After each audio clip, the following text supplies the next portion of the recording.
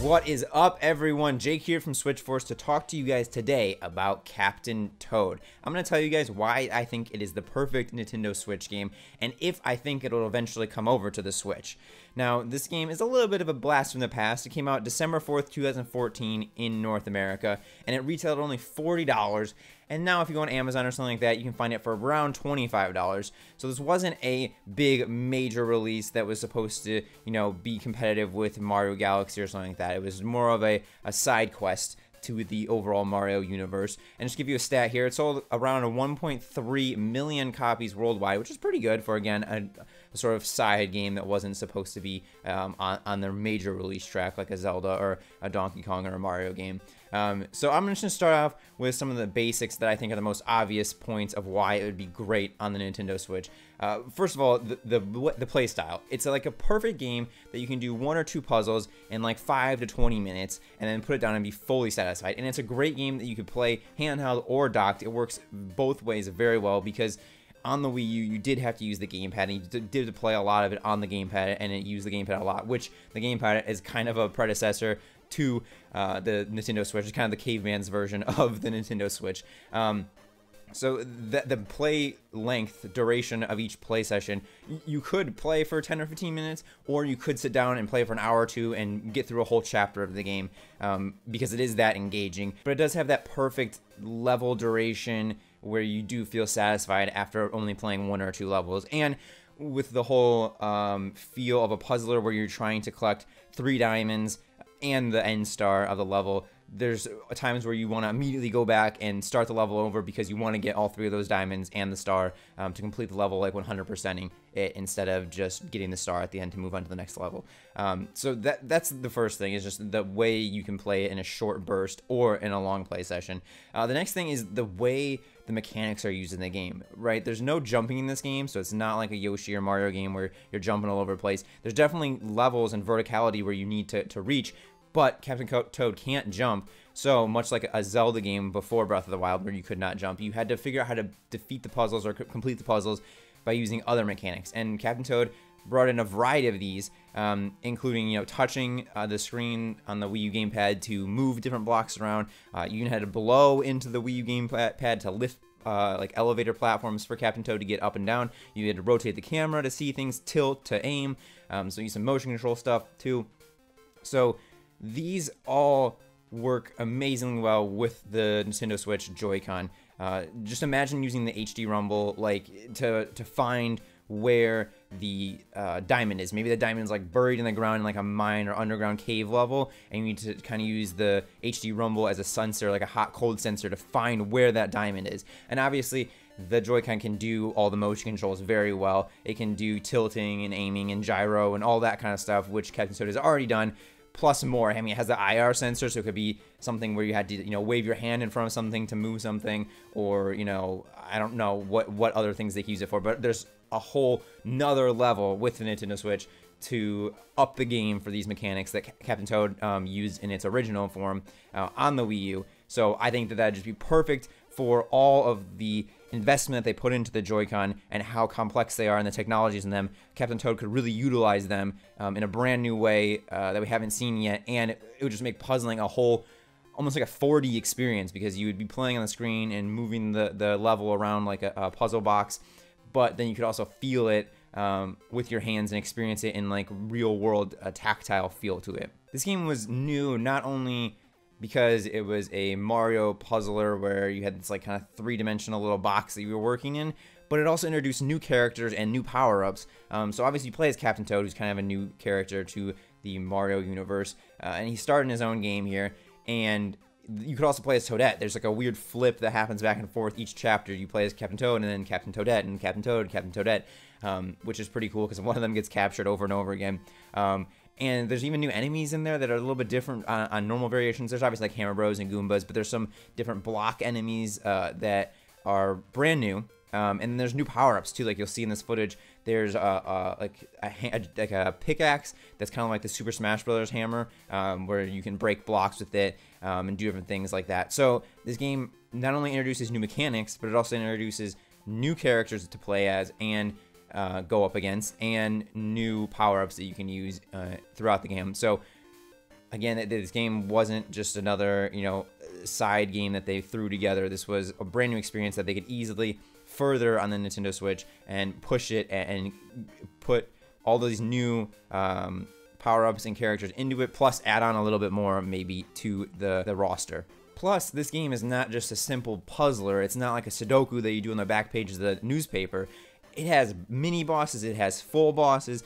So in the footage here, you'll see some of the early on bosses. You'll see there's a dragon mini boss, and he's not like a typical boss in Mario where you like hit him 3 times or jump on his head or something like that, but he interacts with the puzzle stage. So you're going around him up his volcano, and he's blowing smoke that you have to hide behind barriers to not get hit by. He's raising the lava level so you can't go backwards once you start progressing forward. So there's all these different elements in the puzzler.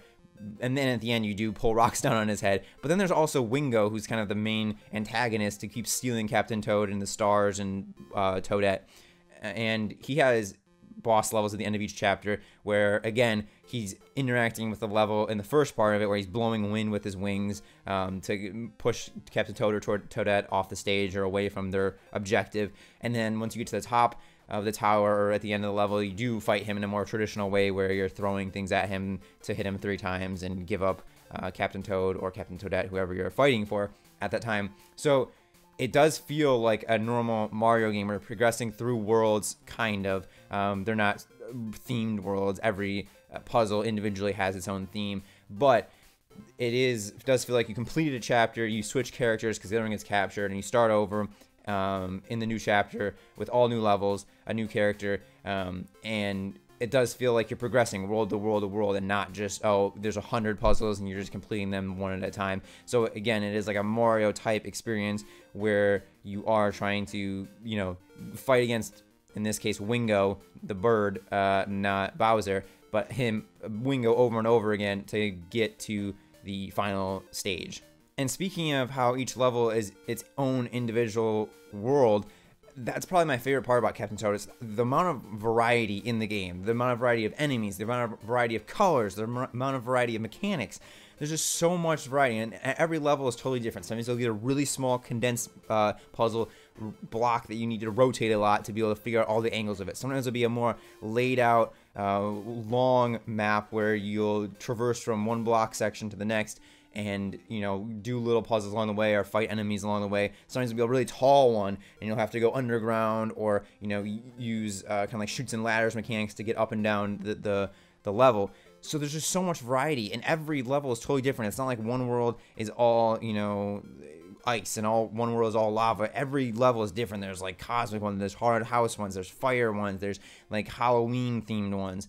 So it just has an incredible amount of variety that, again, would fit perfectly on the Switch because you could just pick up and play and you'd feel like you were getting through totally different worlds and levels in a matter of 10 minutes.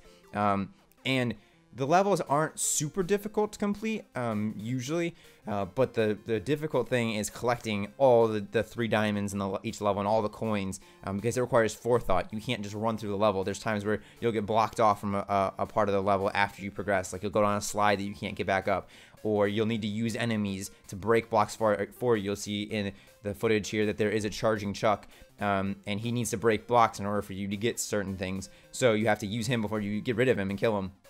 So the levels require a certain amount of forethought or trial and error, where you play it and then you restart and you play it and you restart if you want to try to get that 100%. So again, it's a game where it's accessible to a lot of people because you can clear the levels pretty easily. But if you want to get 100% and complete the game with 100%, then you need to think more. You need to plan out more. So having that, again, variety of how you want to play it.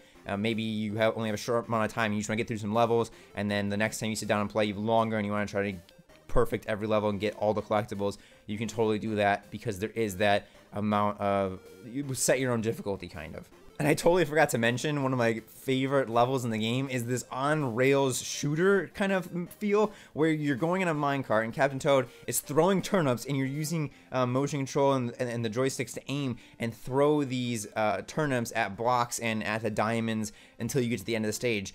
So the variety is just insane of how you think that you're playing a puzzle game where it's basically you looking at this block, this three-dimensional cube, and trying to navigate Captain Toad through it, and then it throws an on-rails shooter game and you're like, what? That's crazy, and it's so much fun. So those are kind of all the reasons why I feel like it would fit perfectly on the Nintendo Switch, even as an eShop game. Again, it came out as a $40 game, so maybe for the Switch it's a $20 or $30 game, or maybe they make it like a saga type game with chapters that they release, you know, every month or every 2 months, where you can buy them for like $10. So every chapter is like a $10 purchase, and so if you want to stop at any time you can, or if you want to, you know, take a break from it and then come back and buy 3 chapters in a row because you're loving it so much, you can totally do that. And I feel like that'd just be perfect because Nintendo is doing like DLC for Breath of the Wild, and I'm sure they'll do DLC for other games, possibly maybe Rabbids with like new weapons or something like that, or, you know, a new battles, or Mario Odyssey maybe will have a new world or kingdom DLC eventually. I don't know, but they could do that with the eShop where, you know, they just drop, you know, add-ons over and over again. Maybe the base game is $20 and then they drop $10 chapters after that. But there's just so many ways that you could incorporate it and do it. And again, it's not a full release. It's not something that's going to replace Yoshi or Donkey Kong or Mario. It's a game that can complement them on the side by incorporating puzzling and this really immersive experience into the Mario universe. And again, I feel like it just fits every aspect of the Switch perfectly. Portability, all the technology in the Joy-Con, and the short session gameplay style that it has are all so perfect. And the game was incredibly fun. It wasn't like it was boring or too difficult or ever got slow. It was always action-packed with all the variety and all the mechanics that it introduced over the course of the game. So I want so badly for Captain Toad 2 to come on the Switch in some fashion, and I feel like it would be a mistake to go through the Switch's life cycle without releasing another Captain Toad, because it is that much of a gem, that unique, that cool of a game that I just desperately want. And I feel like it's easy to make happen. I don't think, again, it's not like they're making another Breath of the Wild or something like that, or even a new Donkey Kong game. Or a Metroid. It's a side experience, and they could do it, and it'd be so fantastic. So let me know down in the comments below what you guys think about Captain Toad coming to the Switch, how you think that they would do it or would like them to do it. Would you like it to be a single drop with a full package at the beginning, or more of that, buy the initial chapter and then slowly they drip feed you the rest of the chapters for like $5 or $10? What you would like to see in the game, if you played Captain Toad at all, or if this is a totally new game to you. And if you enjoyed watching this video, make sure to leave a like, because I have other games that I want to do this style of video for, and I want to get a feel for if you guys want to see that as like a series on our channel. But thank you so much for watching. I hope you enjoyed, and until next time, Switch Force out.